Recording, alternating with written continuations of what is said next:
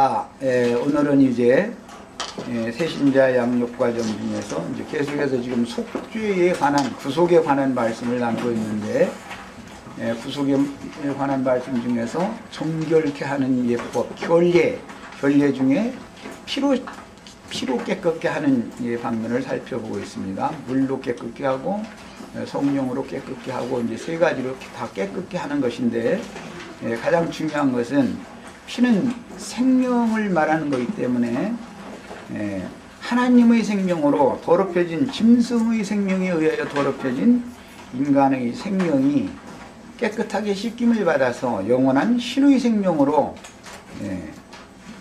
사람이 소송함을 받아야 된다 하는 성경이 아주 기본된 진리에 대한 인식을 오늘 새롭게 하실 수 있는 은혜의 시간이 되기를 바랍니다. 구속에 관한 말씀을 지금까지 나눈 걸 몇 가지 큰 한국말을 요약을 간략하게 하자면, 구속은 사다라는 의미가 있고, 그 다음에 갚다, 원수를 갚는다, 그런 표현이에요. 보수한다 그러죠. 그 다음에 대를 잇는다, 그런 의미가 있고, 그 다음에는 씻는다, 그런 의미가 있습니다. 사는 것도 피로 사셨다 그러죠. 우리를 뭘로 샀다고 했어요? 피로. 예수께서 흘리신 피로를 샀다. 그 말은 예수님의 생명을 바쳐서 우리 영혼을 자기의 것으로 되찾아왔다, 그런 말이에요. 그 다음에 원수를 갚는다 할 때도 피 흘림 근족의 원수를 가장 가까운 근족이 와서 원수를 갚아주는 것인데, 이것도 다 피와 관련되는 말이에요. 이것은 우리가 마귀에 의하여 모든 사람들의 영혼은 피 흘림 당해서 죽었기 때문에 하나님께서 오셔서 마귀에게 죽음의 그 근원, 저주를 마귀에게 돌리고 마귀에게 탈취당해 가서 찢겼던 형제 자매님들의 영혼을 피값으로, 그 피의 원수를 갚아주는 이야기예요. 그래서 이제 보수한다, 갚는다, 그런 거예요. 그 다음에 대를 잇는 거, 이것은 세상 사람의 주례로도 다 할 수 있죠. 핏줄이 이어진다, 이렇게 말하죠. 세상에서도 피가 이어져야 된다. 이것은 하나님의 영원한 생명은 절대로 죽거나 끊어지거나 하는 생명이 아니고 부활이요 생명인 영생의 생명이기 때문에, 그 생명은 마귀가 와서 끊어놨을지라도 예수 그리스도를 통해서 다시 생명을 회복시켜 놓는다. 그래서 핏줄을 이어가게 만든다, 그런 뜻이에요. 그 다음에 씻는다. 오늘 지난 시간부터 나누는 피로 씻는 이야기입니다. 자, 이제 큰 제목을 오늘 나누고자 하는 중심 주제를 같이 읽어봅니다.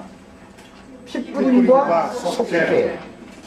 오늘 나눌, 오늘 그 다음에 다음 시간에 중심으로 나눌 큰 이제 타이틀입니다. 핏뿌림과 속죄. 이것을 가장 이제 집약적으로 말씀하시고 있는 부분이 레위기 16장과 17장이기 때문에 레위기 16장과 17장을 아주 소상하게 이제 살펴볼 겁니다. 그 다음에 이것을 적용하는 것은 구약의 제사법을 신약에서 적용하는 말씀은 여러 군데 많이 나왔지만 히브리서가 제일 많이 집중적으로 적용을 하고 있기 때문에 이제 히브리서를 살펴볼 겁니다. 그 다음에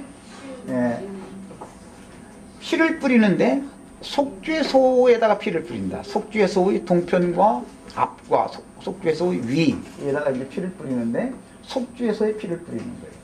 그 다음에 속죄소라는 것은 시은좌라고도 하고 하나님의 보좌다 이거야. 어떤 사람에게 핏뿌림 받은 사람에게는 은혜의 보좌, 시은좌가 되지만 핏뿌림 받지 못한 사람들에게는 크고 흰 보좌의 심판대가 된다.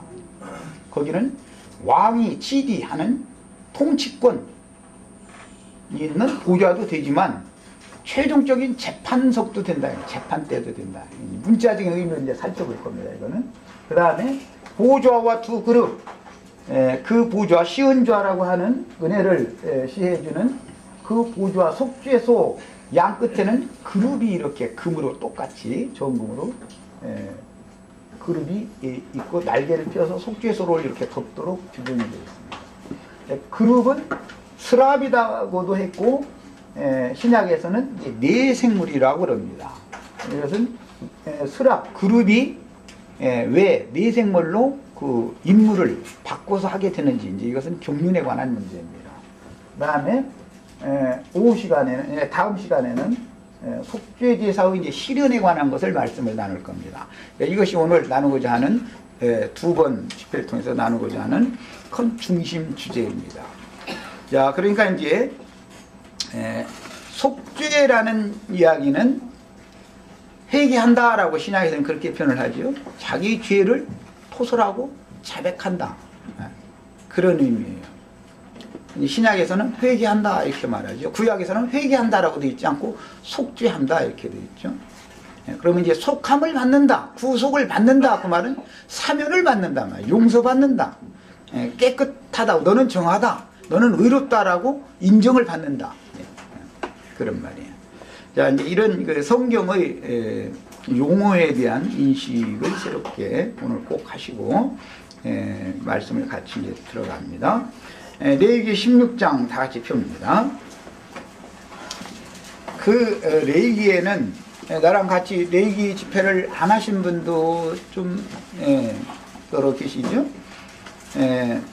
레위기는 이제 제사법을 제시하고 있어서 하나님의 면전에서 쫓겨났던 사람이 하나님께로 돌아오려면 제물을 드리는 제사를 통해서 하나님 앞에 돌아오는 길을 성경이 제시해 놓고 있기 때문에 제사법에 관한 진리의 지식이 없으면 하나님께로 돌아갈 길이 막혀 있는 상태죠, 영원히. 그러니까 이 레위기라고 하는 말씀이 얼마나 중요한지를 알 수가 있습니다. 이 레위기는 죄인된 사람을 하나님께로 갈 수 있도록 길을 열어주는 책임이 레위기죠. 중심 주제가. 그건 뭐냐? 제사를 통해서 하나님께 갈 수 있다. 이제 그런 말이에요. 이제 제사장이 되지 않으면 하나님 앞에 나갈 수 없는 거죠, 결국은. 자,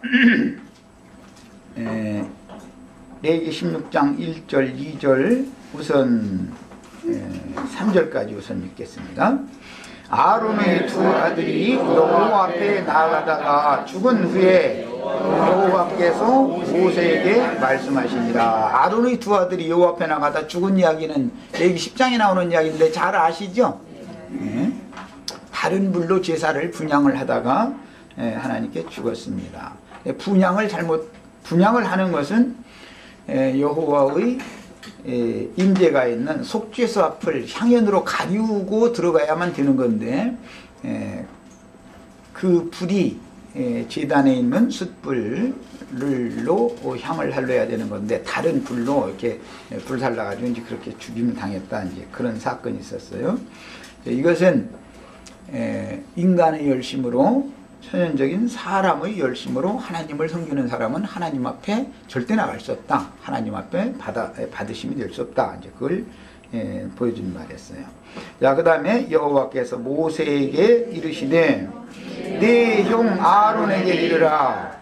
성소의 장안 법궤 위, 여기 장이라는 것은 둘째 휘장이라고 그러죠. 둘째 휘장. 문장이라는 말이 나오고 휘장이라는 말이 나와요. 성막 문의 장이라고 되어 있는 장이 있고, 그 다음에 성소의 문장이 있고, 그 다음에 성소와 지성소 사이를 가로막고 있는 그것도 문장이지만 그것은 휘장이라고 그러죠. 희곡은 세마포로 드리워져 있고 거기에는 네 생물이 이렇게 수놓아져 있습니다. 자, 그 다음에 성소의 장안 법궤 위 속죄소 앞에, 법궤라고도 하고 증거궤라고도 합니다. 증거궤. 왜? 이 조각목을 안팎으로 금으로 쌓아서 제작한 이 궤 속에는 세 가지의 기물이 들어 있습니다. 그런데 그 중에 첫 번째 항목이 두 돌판에 하나님께서 손가락으로 친수로라고 그랬는데 하나님의 손가락으로 새겨서 기록해 주신 10계명이라는 것이 들어있죠. 계명. 그래서 이제 성경에, 우리는 이제 성경에 율법이라는 말을 이렇게 읽을 때 율법이 무슨 뜻인지 한번 질문 좀 먼저 해볼까요? 율법이 뭐예요? 율법?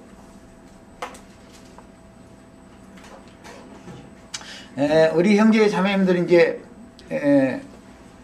지금 새신자를 위한 양육 과정이 아주 성경에서는 가장 중요한 기초, 털을 닦는 것을 지금 가르치고 있는 거예요. 이 말이 어렵다고 한다는데 어려우면 따라 붙어야 돼요. 이보다 더 쉽게는 못 가르쳐요. 그리고 더 쉽게 어떻게 어물쩡하게 넘어가 가지고 되는 게 아니에요. 처음에 복음을 전하는 사람이 아주 확실한 것을 확실하게 딱 증거해서 인을 새겨서 딱 심어줘야만 신앙의 터가 분명히 간 데서 출발을 해야 되기 때문에 어물쩡하게 그냥 대충 가르치면 안 되는 거예요. 이런 것을 생각해서 집에 와서 부지런히 성경도 읽고 자료를 해드리면 가서 낱낱이 다 찾아보고 이렇게 해가지고 따라 붙으셔야 돼요. 예. 어렵다는 얘기 앞으로 절대 하시지 마세요. 이보다 더 쉽게는 난 내 제주를 못 가르쳐. 예, 그 다음에 내가 지금 뭔 얘기하다가 네, 율법을 물어봤죠. 네, 율법이라는 말과 계명의 율법이라는 말은 다릅니다. 성경에는 율법이라는 말이 형용사가 계명의 율법이라는 말이 나오죠. 의문에 속한 계명의 율법 이렇게 말하죠. 그냥 율법이라고 하면 모세의 율법, 유대인의 율법이라는 말이 나오고 그런 유대인의 율법, 모세의 율법이라는 말과 계명의 율법이라는 말이 세 가지가 다 다른 용어들입니다. 이런 것을 잘 아셔야 돼요. 성경을 읽을 때는. 그냥 율법이라고 말할 때는 구약성경을 말합니다. 광의적으로 구약성경. 예수님이 이제 요한복음에 보면 율법에 이렇게 할 때 시편 말씀 이런 걸 인용을 하죠. 시편도 율법이다 이 말이에요. 그러나 이제 모세의 율법이라고 말하면 뭘 말하는 것 같아요? 아니에요. 모세 오경을 말하는 거예요. 오경. 예. 다시 말씀드립니다. 율법이라고 말하면 구약성경을 말하는 거예요. 성경에 모세의 율법이라고 말하면 모세 오경을 말하는 거예요. 창세기, 출애굽기, 레위기, 민수기, 신명기 이 5책을 모세의 율법이라고 말해요. 그 다음에 계명의 율법이라는 것은 오늘 법궤, 증거궤 속에 들어있는 두 돌판에다가 기록되어져 있는 십계명을 의미하는 거예요. 성경에서는. 자, 다시 세 가지 다시 말씀드립니다. 너의 율법, 유대인의 율법, 율법에 이렇게 표현을 할 때는 구약성경을 말한다. 모세의 율법에 라고 말할 때는 모세오경을 말한다. 계명의 율법이라고 말할 때는 십계명을 말한단 말이야. 자, 어떤 간단한 말이지만 사람들은 이런 그 성경의 지식이 없으면 성경을 읽어도 그 말이 그 말 같고 그 말이 그 말 같아서 뭘 말하려고 하는지를 모를 수가 있는 거예요. 이런 상태로 수십 년 동안을 신앙생활을 하고 나서도 나중에 오늘같이 가장 기초적인 이야기지만 이런 거 질문해도 대답을 못한다는 것은 가르침을 잘 안 받았다는 거예요. 그냥 왔다리 갔다리 하는 신앙생활을 한 거죠. 정확하게 가르침 받는 게 필요합니다. 한 가지라도. 그래서 그 법궤, 증거궤라고 하는 것은 하나님이 어떤 분인지를 증거하고 하나님은 곧 10가지의 계명으로 요약된 법은 하나님의 말씀인데 말씀이 모세의 율법으로 압축되어지고 그 모든 말씀들을 또 압축한 것은 십계명이다 이거예요. 그 이제 그 십계명의 큰 강령, 큰 뼈대. 이건 뭐냐? 그러면 두 강령이라고 그러죠. 주도의 하나님을 사랑하라 하는 것과 내 이웃을 내 몸같이 사랑하라 하는 거 이제 이렇게 두 강령이라고 그래요. 이제 이런 그 성경의 흐름이나 이런 걸 잘 이해를 하고 계셔야 되겠어요. 자, 그러니까 이제 법궤라고 말을 할 때는 하나님이 우주 만물과 만상을 창조하시고 경영하시고 그분의 경영에서 불합리하게 벗어난 것, 하나님의 선하신 뜻에서 빗나가 버린 것, 이런 것들을 심판하고 또 그 원래의 하나님의 뜻 가운데로 돌아와진 것, 회복되어진 것은 상을 주고 하는 것은 다 법대로 하는 거다 말이에요. 법대로. 그럼 그 법이 뭐를 말하는 거냐? 요약되어 있는 것이 십계명으로 되어 있고 그 십계명이 이 궤 안에 들어있기 때문에 법궤라고 말을 하는 거예요. 그 궤 안에는 3가지 기물이 들어있는데 지금 말한 이제 십계명의 돌판이 있고 그 다음에는 보존되는 만나가 있죠. 매일의 만나가 있고, 예, 썩지 않는 만나가 있어요. 매일의 만나는 놔두면 썩어요. 이제 썩는 양식이다 그래요. 썩는 양식을 먹으면 죽잖아요. 예, 영생하도록 있는 양식은 썩지 않죠. 그러니까 그 양식은 어디에 들어있냐? 법궤 속에 들어있는 거다 이 말이에요. 법궤, 그 만나 항아리 속에 있는 거예요. 그 양식을 먹어야 영생하는 거예요. 그 양식이 들어있고 그게 예수 입으로 나오는 영과 생명의 말씀이죠. 예, 그것은 계시록에서는 감추인 만나다 이렇게 표현을 했어요. 오늘 저 누가복음에 보면 이제 광야의 만나 얘기가 나올 거예요. 광야에서 뭐 5,000명 먹이는 이야기. 광야에서 어떻게 여호와께서 식탁을 준비하려 하라 했는데 오늘 우리는 이제 예, 광야에 있지만 영원히 죽지 않는 음식을 먹을 수 있는 식탁에 지금 참석하신 거예요. 예, 그 다음에 하나는 레위 지파를 대표하는 아론에게 맡기신 지팡이가 있어요. 그 지팡이는 마른 막대기지만 싹이 나고 잎도 나고 꽃도 피고 열매를 맺는다 이렇게 되었어요. 이것은 부활의 생명이신 그리스도 역시 이 세 가지가 이 궤 안에 들어 있습니다.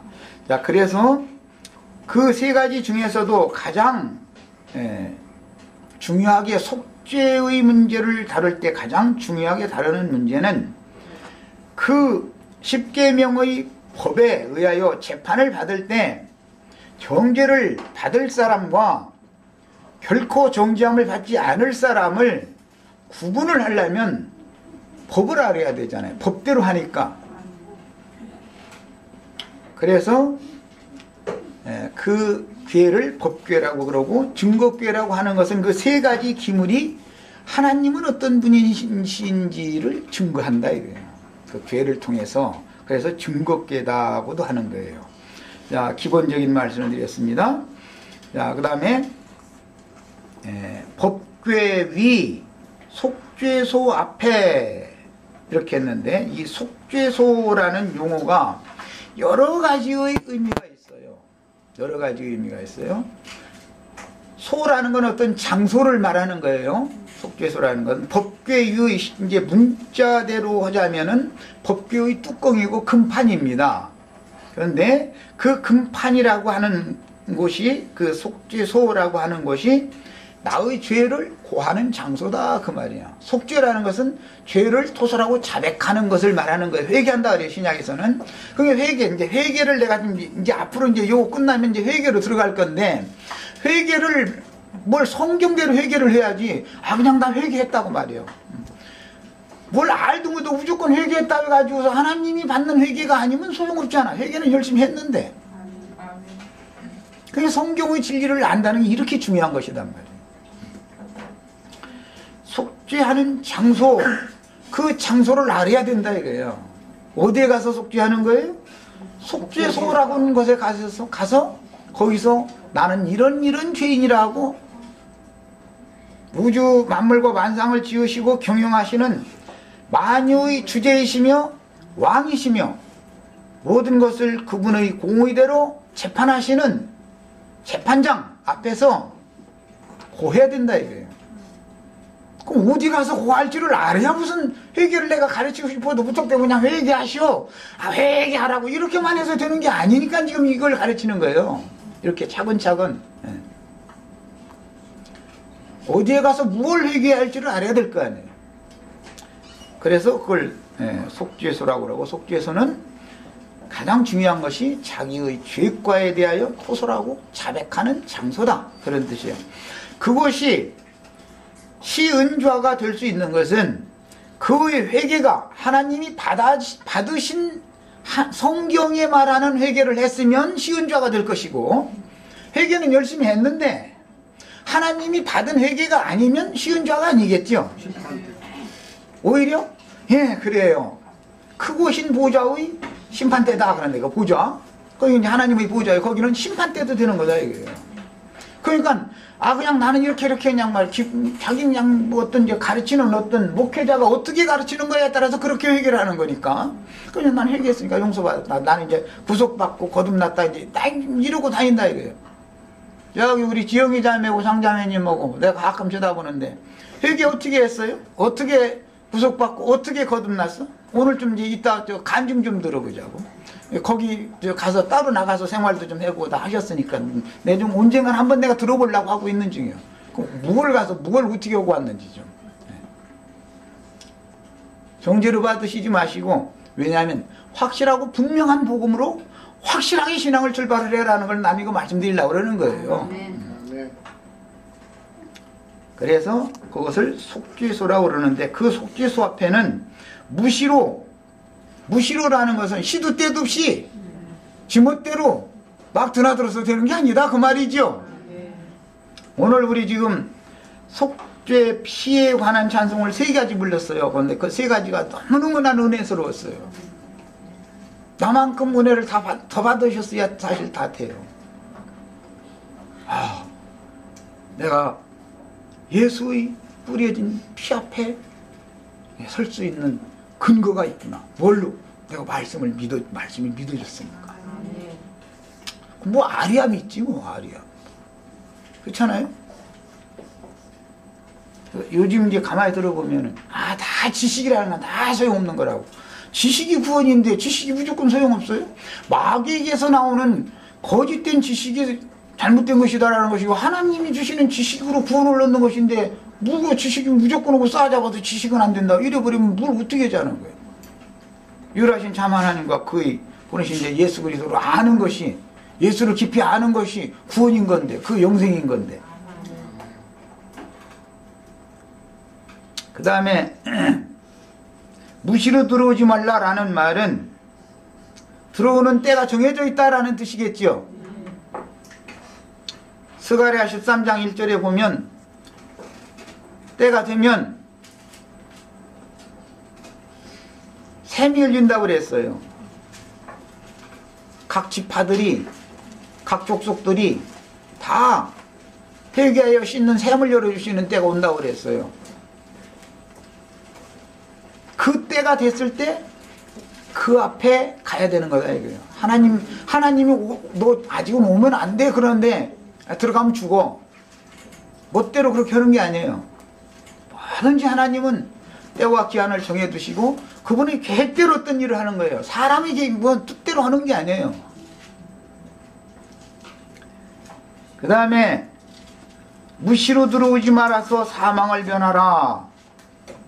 그래서 시도 때도 없이 드나들지 말아라 그 말이고, 이건 이제 실제로는 1년 1차의 대속죄절날 단 한 번만 대제사장이 대표적으로 들어와라 그 말입니다. 지금 실제적으로는.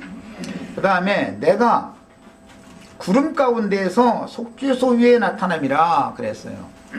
이제 구름 얘기하면 사람들이 뭐 창공 구름 뭐 이제 이런 생각을 자꾸 했었지만, 구름은 구약 시대에는 천사들을 말하는 것이지만 예수 그리스도를 태우고 다시 오시는 그 구름은 구속받고 온전한 구원을 이루어서 주의 품에 가서 자는 자들, 또 마지막으로 추수된 자들, 그들이 거룩한 성 새 예루살렘에 들어가서 거룩한 성 새 예루살렘에 들어간 온전케 된 의인의 영들을 타고 예수님이 오시는 거예요. 구약시대 여호와 하나님은 그냥 피조된 영들을 타고 구름수레로, 천사들을 구름수레로 타고 다니셨지만, 신약시대에 주님이 약속하신 재림의 때에는 구속받아서 온전케 되어진 의인의 영들을, 즉 당신의 증인들을 타고 오시는 거예요. 그러니까 이런 피와 구속에 관한 이런 거에 대한 지식이 확실한 사람이 증인이 될 수 있는 거예요. 본인도 몰라가면서 남한테 무슨 증거를 할 거예요. 애매모호한 뭔 소리 하고 다니면서 많은 사람들 혼잡하게 만들면 나중에 더 가르치기가 더 어려워져 버려. 내가 전에 이 잡곡 뭐 이걸 가지고 이제 그 아이들이 그냥 이거에다 이거 섞고 이거에다 이건 우리가 먹어야지 팔 수가 없어 이걸. 그건 어떻게 할 수가 없는 거예요. 성경의 진리들을 멋대로 그냥 나름대로 자기가 깨달았다고 자기 뭐가 많이 안다 이런 자긍심을 가지고 교만한 영을 가지고 멋대로 막 다 가르쳐 놓다 보면 여기 가서 들으면 이 말도 맞고 저기 가서 저 말도, 이런 사람의 영혼이 혼잡해진다 이거예요. 명확해지기를 바라요. 확실해지셔야 되겠어요. 자, 기본적으로 구름 가운데서 속죄소위에 하나님이 나타나신다 그랬는데, 구름은 이제 구약시대는, 지금 여기서는 이제 구약시대는 천사들을 말하니까 천사들을 통해서 나팔을 불게 하는 겁니다. 소리를 들리는 거예요. 그런데 이것은 속죄소에는 그 모든 천사들을 총 대표하는 두 그룹이 있습니다. 양 끝에, 그건 이제 이해하기 쉽게 하자면 천사장들이죠. 신약 성경에서 나오는 천사장은 두 천사장이 있는데, 한 천사장은 가브리엘이고 한 천사장은 미카엘입니다. 네. 대표다 이게. 모든 천사들의 대표다 이게. 모든 영들의 최종적인 증거가 되는 자들이다. 그런 천사장들이다 이게. 상징입니다 이런 것도. 이것은 이제 신약 시대에서는 예수 그리스도의 두 증인이다 이제 이렇게 합니다. 그들은 반드시 구약 시대에는 그룹이나 수랍은 역할이 세 가지가 있습니다. 하나는 덮고 가리는 역할을 해요. 날개로 하는 거예요. 날개로. 그 다음에 한 가지는 날개를 치면서 어디를 보냄을 받으면 날개를 퍼덕거려서 어디로 하나님이 보낸 곳으로 가겠죠.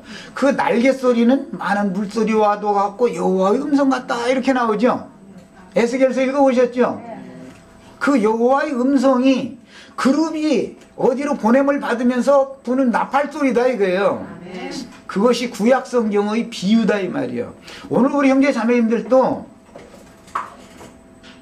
누구에게 어떤 가르침을 받을 때는 이 나팔 소리가 하나님의 보내심을 받은 사자가 진리의 증거를 하는 나팔 소리인지, 악한 자들도 많은 사자들을 보내니까 혼잡하게 하는, 뭐 말씀을 많이 가르침 받았는데 내 마음속에는 더 어지러움이 일어나고 더 혼잡한지, 이런 것을 잘 구분해가면서 들을 줄 아셔야 돼요. 이게 영을 분별하는 능력이다 그래요.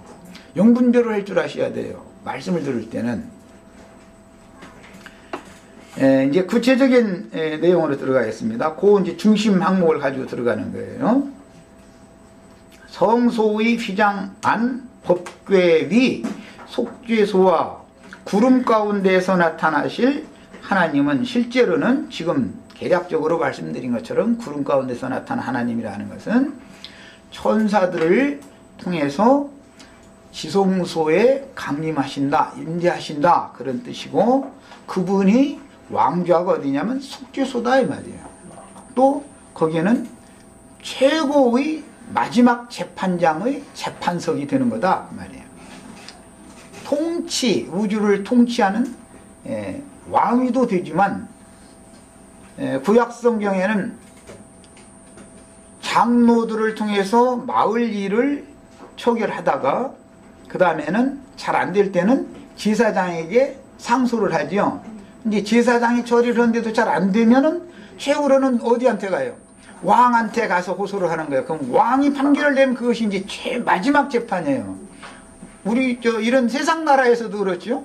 보통 부분에서 고등 부분으로, 그 다음에 이제 대부분으로 이렇게 가는 거예요. 마찬가지예요.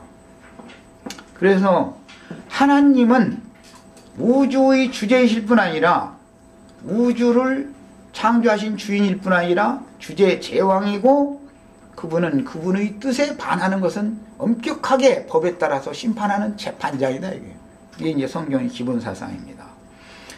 자, 그래서 성소의 휘장한 법궤 위 속죄소와 구름 가운데서 나타나실 하나님에 대해서 오늘 이제 말씀이 시작이 되어졌는데, 이것은 천사들과 함께 성소의 특히 지성소로 강림하셔서 그룹들 사이에서 말씀하시는 거예요. 나타난다는 것은 독생하신 하나님이 아버지의 영광을 나타내셨느니라 이런 것 같은 거예요. 나타난다. 뭘로? 그룹들은 영광의 그룹이다 그러지요. 히브리서에 보면 하나님의 영광은 그룹들을 통해서 표현되는 거예요. 그룹들을 통해서. 하나님이 어떻게 나타난다고요? 그룹들을 통해서 나타나는 거예요. 하나님의 영광은. 그러니까 그룹들은 그러면 어떻게 하는 거냐? 하나님의 영광을 나타낼 때 하나님의 말씀을 사람들에게 선포하고 증거한다.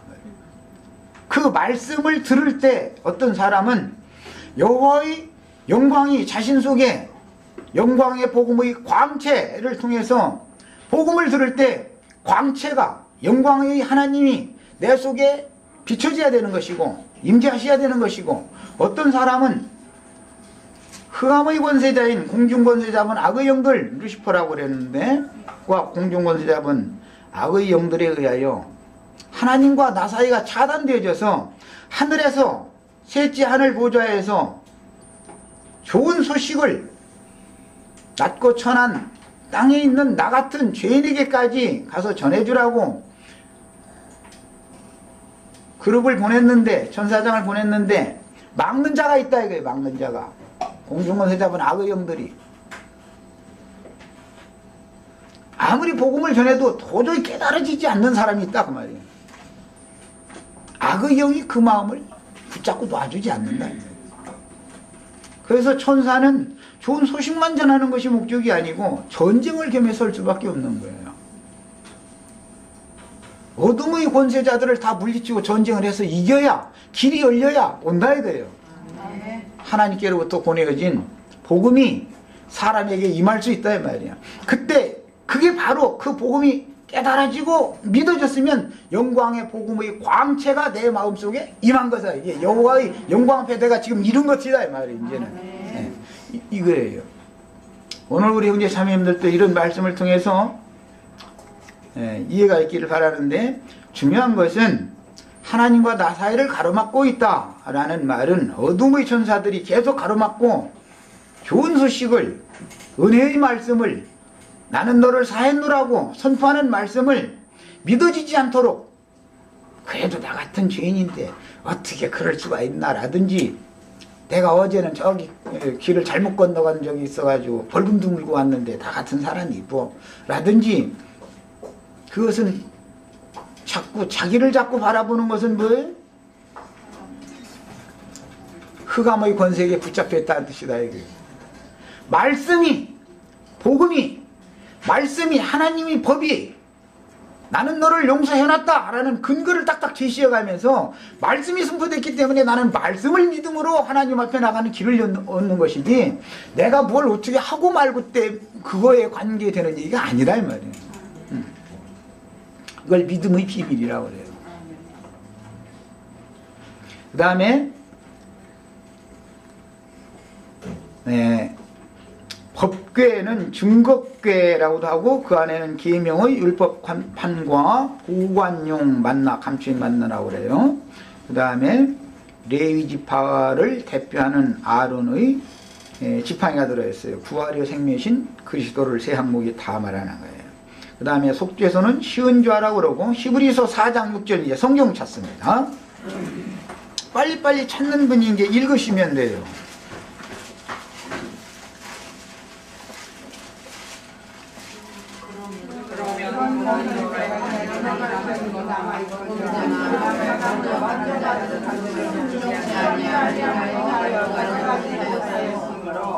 오래전에 다윗의 다시 어느 날을 정하여 오늘날이라고 미리가 이르렀으되, 오늘날 너희가 그의 음성을 듣거든 너희 마음을 강팍해 말라 하였나니, 만일 여호와가 너희에게 안식으로는 후에 만나를 말씀하지 아니하였으리라.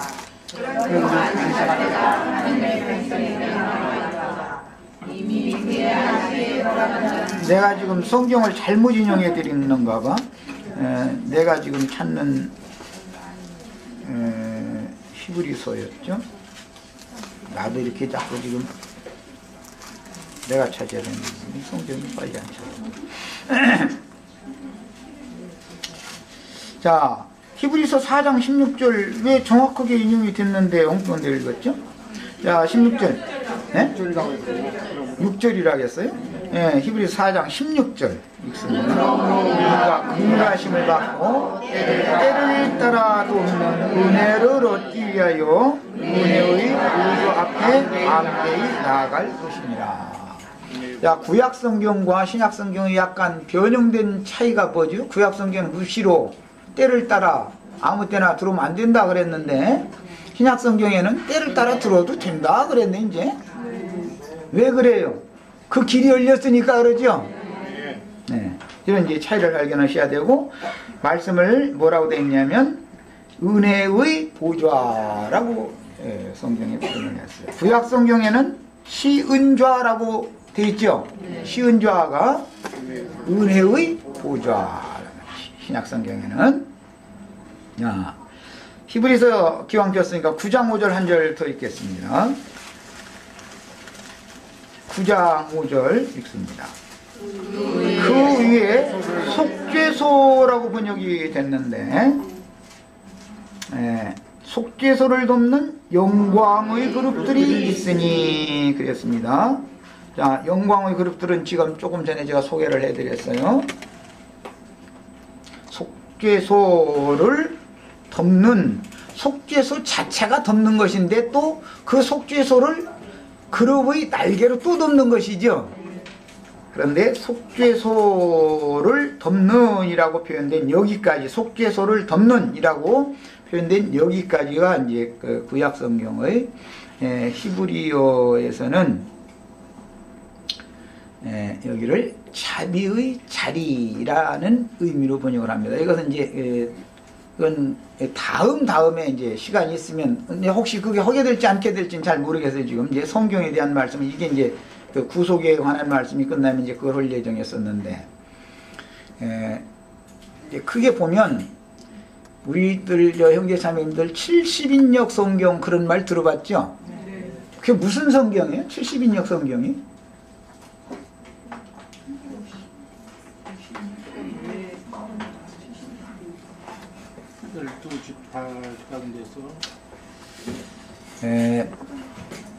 이 모든 것을 아는 지식이 참 필요합니다. 뭐 그때 상상하게 할 얘기지만 70인역 성경이라는 말이 있고 흠정역이라는 말 들어보셨죠? 흠정역 성경. 지금 우리 이영재가 말한 것처럼 12지파에서 한 지파에 6명씩을 차출해서, 구약 성경은 원래가 히브리어와 몇 절의 아람어로 기록이 되어 있죠. 예수님이 오시기 전에는, 예수님이 오셨을 때는 로마 시대고 그 전 시대는 헬라 시대예요. 로마라고 하는 그 제국은 문화 문명이, 그 자체 문명이 없었기 때문에 헬라 문명을 그대로 다 흡수를 했죠. 그러니까 라틴어보다도 그때 당시 라틴어가 세계 공용어가 아니고 헬라어가 세계의 공용어였습니다. 오늘날은 지금 영어가 세계의 공용어죠. 이제 그와 같은 거예요. 그래서 사람들이 라틴어는 잘 몰라도 헬라어는 다 알기 때문에 학자들을 72명을 뽑아가지고 히브리어와 아람어로 되어 있는 구약 성경을 헬라어로 번역을 한 성경이 70인역 성경이다 그래요. 70인역 성경. 그러니까 예수님은 그 성경을 읽었죠. 성전에 들어가서 성경을 펴서 이렇게 읽게 해주고 읽으시고 그런 그 성경은, 예수님 무슨 성경 읽었다고요? 70인역 성경을 읽었어요. 그때 당시는 구약 성경밖에 없었어요. 그때까지는. 예수님이 오셨을 때는 히브리어로 된 성경을 읽는 게 아니고 헬라어로 번역이 되어져 있는 70인역 성경을 읽었어요. 근데 72인역이라고 해야 맞지만 70인역이라고 하는 거예요. 히브리인들은 이제 숫자를 부를 때 그 개념이 그래서 그런 거예요. 시간이 딴 데까지 하나요? 그 다음에는 이제 흠정역이라고 하는 거는 킹제임스 성경이라고 그러죠. 흠정역. 잘 아실 거예요. 킹제임스 성경. 그 성경을 흠정역이라고 그래요. 이것은 신약 성경까지도 구약 성경과 신약 성경을, 구약 성경이 히브리어로 되어 있던 것을 헬라어로 번역을 한 것이 72장 성경이고, 이 구약 성경과 신약 성경이 모두 헬라어로 기록이 돼 있었었는데 이것을 먼 후일 영국이 영어로 구약과 신약을 영어로 재번역을 하는 거예요. 그 번역본을 빌려서 흠정역이다 그래요. 그걸 킹 제임스 성경 번역이다 이렇게 말하죠. 이런 기본 지식 정도는 알고 있으셔야 돼요. 성경을 이렇게 출할 때도. 자, 이제 이게 뭐 오늘은 이제 그거 할 시간이 아니었음에도 이제 그 얘기를 하다 보니까 이제 거기까지 갔는데, 왜 시은좌라고 하느냐, 속죄소를 시은좌라고 하느냐, 이것은 죄를 그 속죄소에 나가서 죄를 고했더니 하나님이 나의 죄를 씻어주셨다, 받아주셨다, 나의 죄과들을 없는 걸로 덮어주셨다, 가려주셨다. 그러면 그게 최종 재판장이신 그 최후 재판장이신 하나님께서 너는 의롭다, 너는 죄인이 아니다 라고 한 번 선고를 하면 누구도 바꿀 수 없죠. 사람은 나를 불의하다고 볼지라도 내가 불의한 짓을 했으니까 사람이 볼 때는 나를 불의하다고 하죠. 그렇지만 하나님이 의롭다 하신 것을 사람이 바꿀 수는 없죠. 왜? 우주 만물과 만상을 창조하시고 경영하시는 최고의 주제가 대주제께서 너는 의롭다 한번 선포하시면 이것은 바꿀 수 없는 거예요. 마지막 재판이기 때문에 이런 것이 믿어져야 된다. 이제 이게 믿음인 거예요. 그걸 이제 그렇게 하는 근거는 뭐냐? 예수의 피가 속죄소의 동편과 속죄소 위에와 속죄소의 앞에 피가 뿌려진 거에 근거하는 거예요. 이제 이것은 오늘 이제 지금부터 추구해 나가는 말씀이에요. 자, 그 다음에 영광의 보좌라고 하는데 이사야 22장 23절 찾아 읽습니다. 속죄소를 영광의 보좌라고 한다는 거예요. 이사야 22장 23절, 자, 찾으신 분 읽습니다.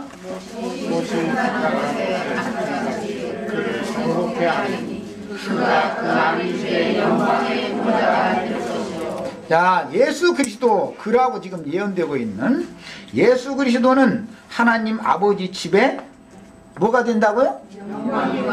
영광의 보좌가 되는 거예요. 자, 시은좌는 그럼 누구를 말한다? 예수님. 누구 안에 가서 재판을 받으면 의롭다함을 받고 어디에 가서 회개하라고요? 그러므로 신약 성경에서는 그러므로 누구든지 그리스도 예수 안에 있는 자는 새로운 피조물이요 그리스도 예수 안에 있는 자는 결코 정죄함이 없나니 이렇게 설명하는 거예요. 그게 시은좌를 알아야 되겠죠. 피 뿌림. 거기에 왜 피를 뿌렸고 이 시은좌 앞에 나가서 회개한 사람만 정죄함이 없다 이 말이야. 이 얘기를 알아야 돼. 성경에 그냥 신약 성경을 그냥 간단하게 휙 넘어가 버리면 안 된단 말이야. 구약 성경의 모든 기록들 잠깐 쉬었다가